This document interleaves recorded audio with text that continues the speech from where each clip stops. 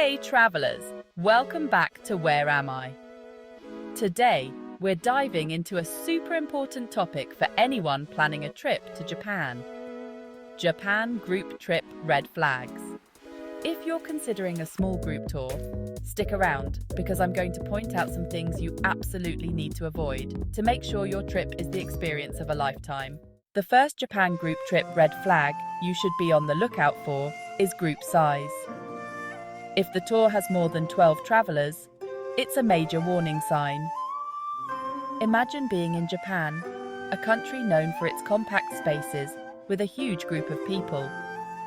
Large groups often mean bigger buses, fewer flexible experiences, and visits to only the tourist hotspots that can accommodate a crowd.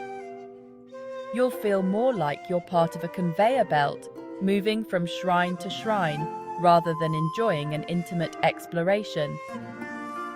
Japan is best experienced up close and personal, where you can truly immerse yourself in the local culture.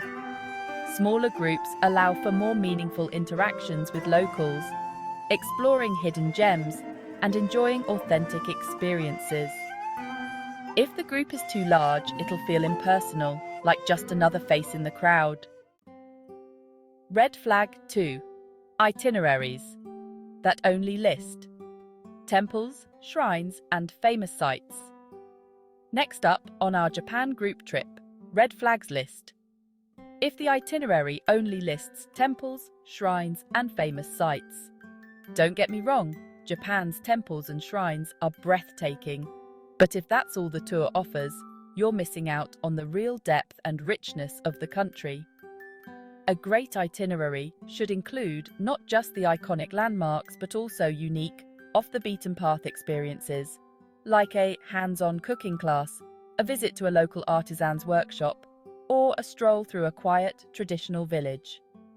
These experiences will help you create lasting memories beyond the typical tourist photo op.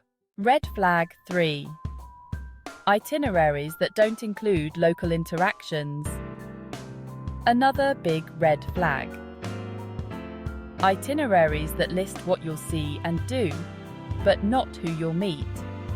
One of the best parts of visiting Japan is the opportunity to interact with locals, whether it's through a traditional tea ceremony led by a master or a cooking class with a local chef.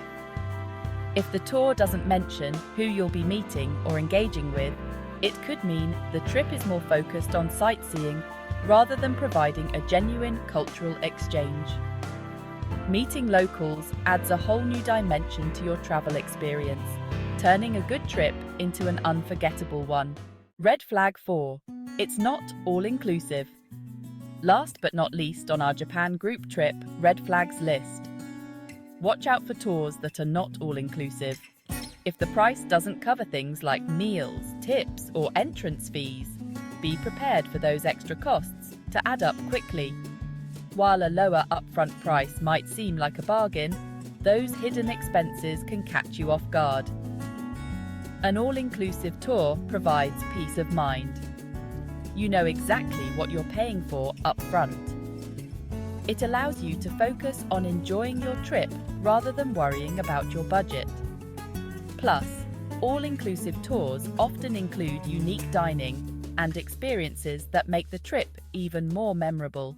So, before you book your next Japan adventure, keep these Japan group trip red flags in mind. From group size to itinerary details, these tips will help you avoid disappointment and ensure your trip is packed with authentic, meaningful experiences. If you found this video helpful, don't forget to like, subscribe, and hit that notification bell. And let me know in the comments. What's the biggest red flag you've encountered when booking a group trip? Thanks for watching Where Am I? And see you in the next adventure.